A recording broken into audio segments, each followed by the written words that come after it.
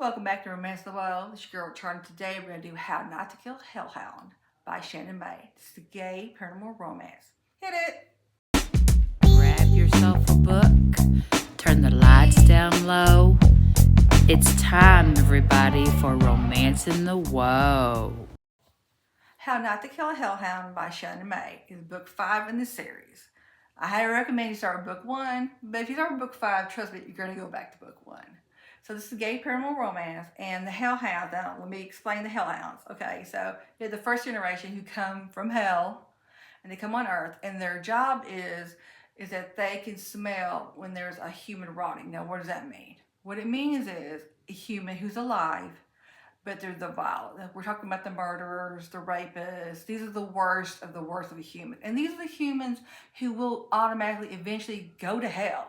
So it's a situation where you're going, okay, so these hellhounds, they go, they find them, they capture them, they get information from them about other people who are just like them, and then they keep the cycle going. They'll kill them, so they're sold to hell. Now, this is the second generation.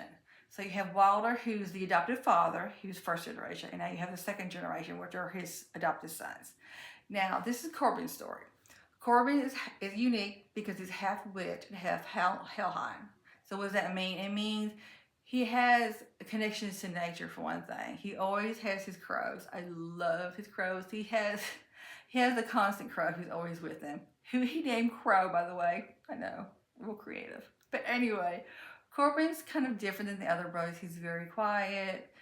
He kind of like feels things from nature, like it almost speaks to him. There's a lot of things he does know. He feels things that are coming. He knows what's about to happen. So Corbin and the rest of his brothers, they live on this property. Now, it started off with Dexter, was the first brother that came. And when he came, there was like 3 homes, and they own all of them now. But he met his fated mate, which is Toby. And Toby, bless his heart. Toby is a writer, so he's constantly thinking about storylines in fiction. And of course, he writes about the Hellhounds. Of course, everyone thinks it was fiction. So he's so creative, but he's really writing about all of them. And they're sweet together, because Dexter, I love him because it's like he doesn't really know that much about the human world, so he's kind of learning. But he adores Toby. There's nothing he wouldn't do for Toby, and do for his brother, but really for Toby. So Corbin's another brother, and like I said, we're on book 5, so each book is about a different brother, and then one book's about Wilder finding their fated mates. Now, when they find their fated mates, that one is going to like be with them forever. It's like once they're together, there's a connection. They're intimate, and it doesn't change the human. They're still human, but it connects them to their lifeline. So the hellhounds live a long, long time. Their human fated mate will live with them along, just a little bit connected together. So if they were to die, the human would die with them, and vice versa, because they wouldn't want to be separated.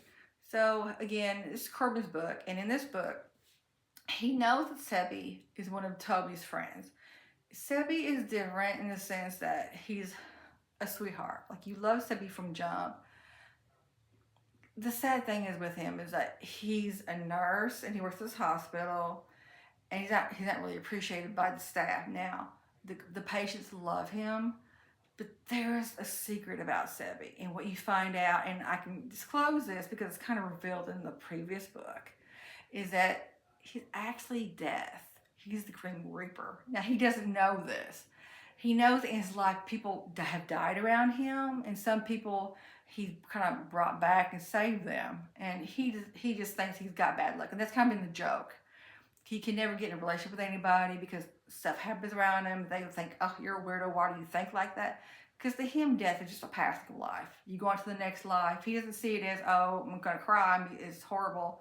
You know, he misses people, but it's a situation where he understands. He's a nurse. He's seen death so many times. Because if you work in the healthcare field, which I'm sure some of you do in some kind of way, then you know that and unfortunately it happens. After a while, you kind of almost become accustomed to, okay, so-and-so has passed. You know, they've gone on.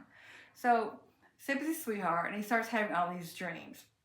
What he doesn't realize is that they're not dreams, they're actually happening. And in them, he's at this different place. He's got the robe that you normally see the Grim Reaper in.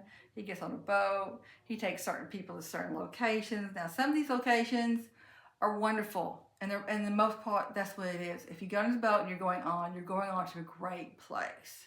You're going to see your loved ones, you know, whoever was special, like your friends, parents, siblings, pets, you know, whatever is your connection to this world that you love is going to be on the other side. He's taking you. So it's like a joyous boat ride, right? Now, he's not going to let the bad ones on his boat. The bad ones, bad things will happen. But he's not going to take them on his boat. Now, he's thinking, of course, this is a dream. Now, how did we get here? How we got here was he's been dead for a while, but he hasn't realized it. But in the previous book, he was abducted by a cult. They knew he was different. They knew who he was. He didn't know. And because of this happening, when he's abducted, the Hellhounds and a couple of their fated mates were with him. So things happen. Again, I didn't want to ruin the previous book for you, because a lot happened in the previous book, which is so good. But anyway, so that kind of opens the door, because he's now the Grim Reaper. Now, things are revealed. And the thing I think that's wonderful is that Corbin accepts him. And Corbin doesn't even know if he is with Sebi, if that's like his life with the other brothers and his father will end, if he'll only just have Sebi. And he accepts that if he just has Sebi the rest of his life, and he helps Sebi in his other world as the Grim Reaper, he's fine with that, because this is fated mate. He loves him, and he's waited for him. Now, you have to understand, these Hellhounds have been around for a while. Some of them longer than others, of course. But even when he came to this location with the brothers and the father, he saw Sebi. He still kept his distance, because he was waiting for Sebi to be ready for him, and he knew. So can you imagine, there's that one that you know is your fated mate, and you see them from a distance every day, and you can't go up to them and give them a hug or a kiss or say, I love you, I want to be with you. You have to wait your turn. But you're doing that for them.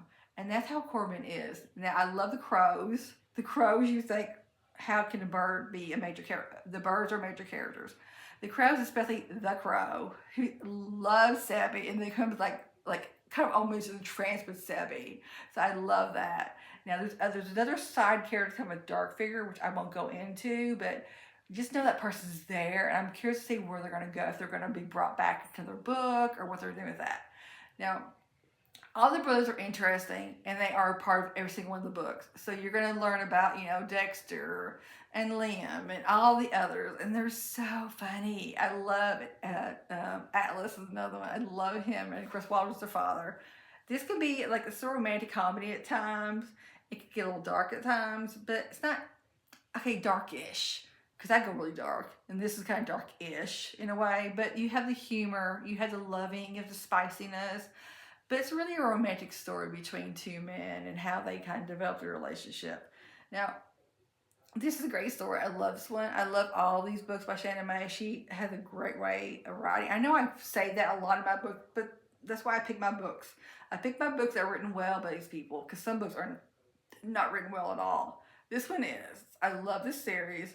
So, How Not to Kill a Hellhound by Shannon Mae, Book 5, is out right now. So please run and get it as soon as possible. If this is something that sounds like you might be up your alley. Till next time, it's your girl Charley.